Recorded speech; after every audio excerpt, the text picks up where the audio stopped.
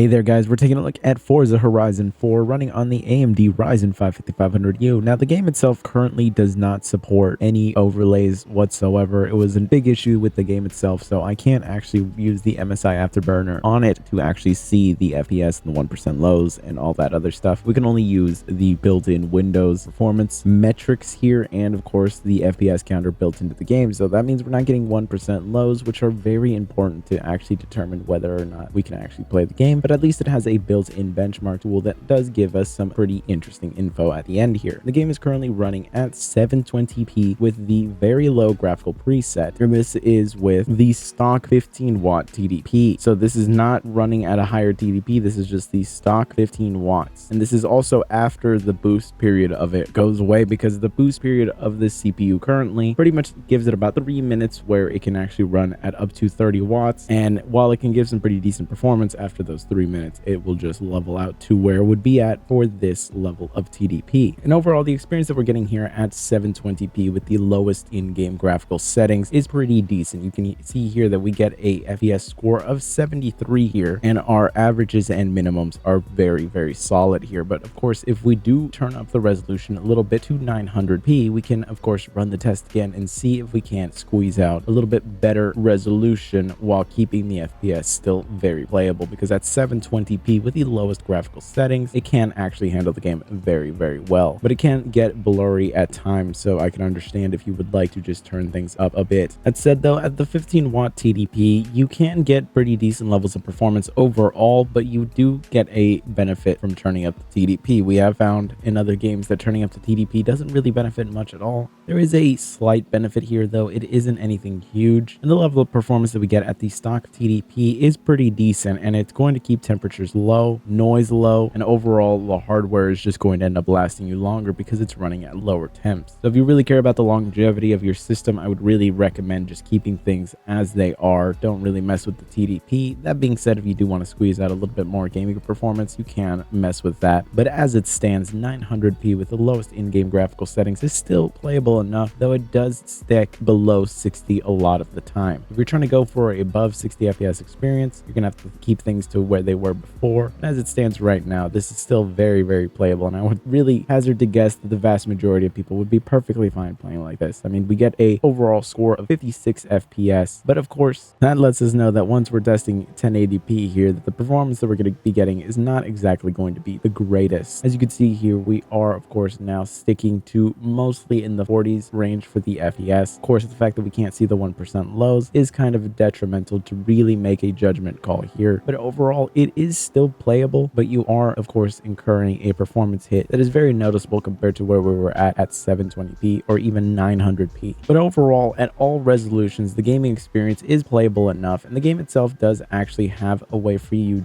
to kind of do the old school AMD upscaling, the CAS upscaling, where you're really just mostly rendering it at a lower resolution and just running a sharpening filter on it. Some people like it, other people don't, so I didn't even bother testing it here, but you can mess around with that if you want to. As it stands though, I'm very happy to see how the game is performing overall at the stock 15-watt TDP, because again, we are keeping the noise down, we are keeping those temps down. Overall, it is a nice experience, because while playing this game at the higher TDP, I did notice that the chassis was getting noticeably hot, and today was a relatively hot day here in Texas, so I can understand why the body itself was also starting to heat up. That's one of the biggest detriments of turning up the TDP if you're in hotter environments. You can see that overall we got a score of 45. But now if we raise the TDP to 25 watts and run through the tests all over again, you can see that 720p is noticing a nice performance bump, and really what ends up happening overall is that we get a, what I would imagine, improvement in the 1% lows. That is really what's happening here, because of the fact that while our score does increase, it doesn't increase dramatically. It mostly seems like it just levels things out a bit, and that really always seems to be the case when we raise the TDP. It doesn't necessarily increase the overall performance as much as it kind of just levels out the gaming experience. It makes it so that the GPU doesn't have to go down in terms of clock speed as much, and it really just levels out the performance a bit. But it's nothing that I would say is required if you really don't want to sacrifice any of that temperature and noise, or really just longevity of your hardware in general. I can understand if you just want to keep things to stock. It is at least going to be able to give you a gaming experience that is going to be enjoyable, and of course you are going to get a overall better experience than we were at before. for, and that's really what you would want with raising the TDP, though it's nothing that I would recommend doing out of desperation or anything like that. If you're perfectly fine with how things were at the stock TDP, I would say just leave it like that, just because again, the less heat that you're producing, the better it is for your hardware. But we do see a slight bump in the overall score that we got here. But of course, if we change things up and turn up the resolution to 900p, you can see that we run into a similar situation here where overall the gaming experience is slightly improved, but it's nothing incredible. It's just overall going to give you a better experience. We are of course now just keeping ourselves within the FPS range where we are above 60 FPS for most of the time, which is not where we were at before. Again, not going to be life-changing levels of performance, but it is going to be a nice bump, and I think that overall you really won't be upset if you're running this at 25 watts, especially if you have a system that by default sets the TDP to that.